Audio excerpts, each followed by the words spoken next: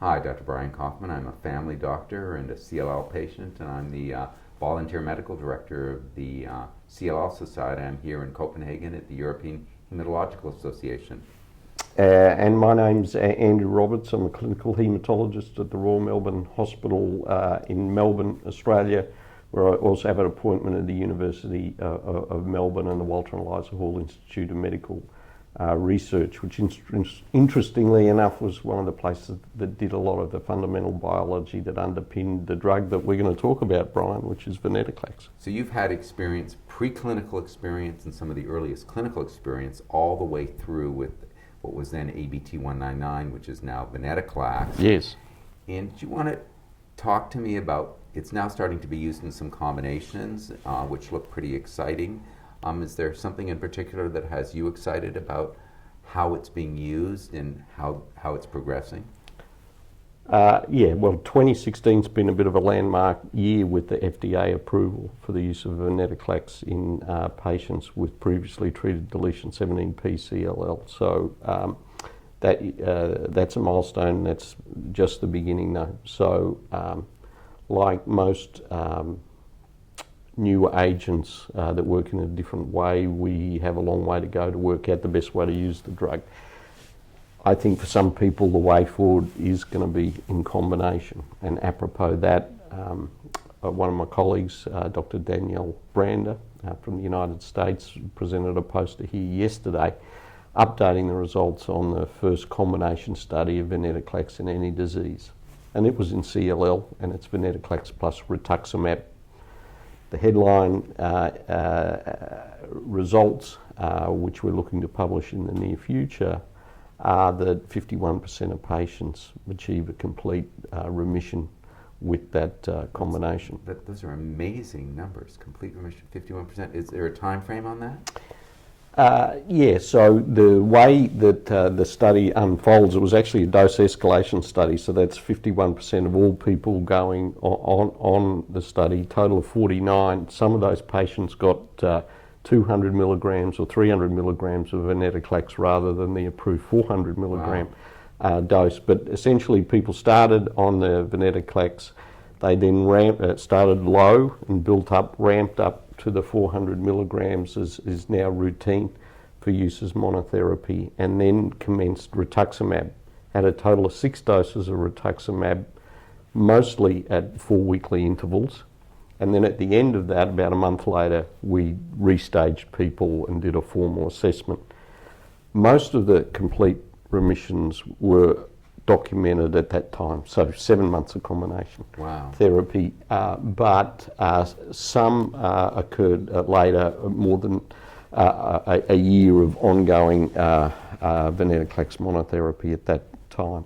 So it seems to us that the addition of rituximab accelerates the rate, accelerates the time to get a deep response with Venetoclax, and probably does deepen probably does increase the proportion of patients who get a complete remission. Got to remember this is a separate study to the original monotherapy trial, so this is not a randomized study, so it isn't as simple as saying 20% with monotherapy Venetoclax, 51% combination. To try to address that a bit more scientifically than just looking at some raw numbers, we conducted a multivariable analysis, and when you account for different rates of deletion 17p, different bulk, different number of previous treatments, etc., and you do a cross-trial comparison, the thing that comes out as being the most important is whether you had the addition of rituximab or not. Wow.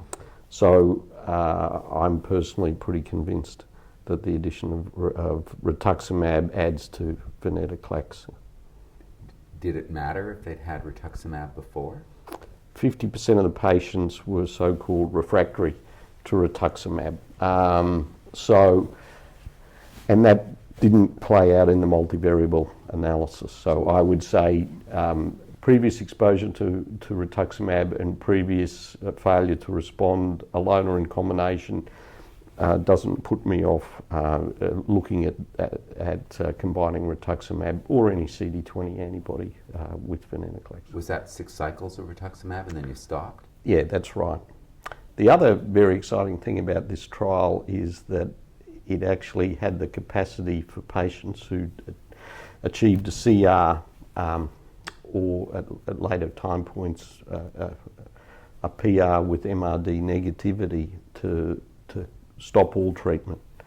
And so 13 patients of the 49 on the trial have in fact achieved a CR or very close to it and come off all therapy, and we're currently watching those. Of those 13, only 2 have relapsed to date, and 11 are ongoing in remission. Did you re-challenge the 2 with Venetoclax? Yes, and this was in Dr. Brander's poster yesterday, and both achieved a response on re-exposure to Venetoclax. So this offers the opportunity of maybe finite therapy and then people getting a break from the therapy and early, very early. Absolutely. So I think this is an early building block to that. And, you know, Brian, when we just had chemotherapy, and get chemotherapy plus antibodies to treat people with CLL. One of the things that at least my patients quite liked is getting to the end of therapy and then being able to get over any toxicities and then get on with their life. And it seems to me, for the fantastic advances we've had with some of these new targeted therapies, that many people, including those doing well, some of these people would like not to have to take tablets or pills or have injections. Let alone the cost to the patient or society or their insurance and all of those issues, Yeah, I think that's, well, that is a critical issue, particularly if money gets in the way of access to care. That's absolutely the case. The other thing is that it seems to me if you can have a durable response of therapy, that says something about the depth of the original response. In some other diseases, you can have a fairly dramatic reduction in the bulk of a tumour, but as soon as you take the pressure off, it comes back fairly quickly. We haven't seen that in people with CLL with this class of drug, and particularly when they're coming out of what we think must be very deep responses after the combination of rituximab. The depth of the response really, I think, is best looked at now by minimal residual disease assessment, and the assay that we've used in this trial has been a multicolour flow cytometry protocol rather than a molecular assay such as next-gen sequencing. About 50% of people had clearance of their bone marrow as assessed via bone marrow MRD analysis, and 3/4 or more of the people with CR are MRD negative on a bone marrow assessment. And for me, that means that we've taken an additional step forward from what we could achieve or seem to have achieved with Venetoclax as a single agent. Were some of these patients failures of kinase inhibitors? On this trial, no. Okay. On some of the other Venetoclax trials, they were the first in human study, which we reported in the New England Journal. Only a handful of people had previous exposure and obviously come off ibrutinib or idelalisib. There's an ongoing trial that I'm not associated with that is specifically looking at the use of Venetoclax in people who've previously had ibrutinib. Any final thoughts about this area for patients? It certainly sounds like there's a lot of reasons to be optimistic, but we still got some work to do. Sure. Well, just that I think myself and other investigators are very excited. Venetoclax is another arrow in the quiver, if you like, and we're still working out how to use it. For some people, Venetoclax alone will be a very good therapeutic choice, and that'll be guided.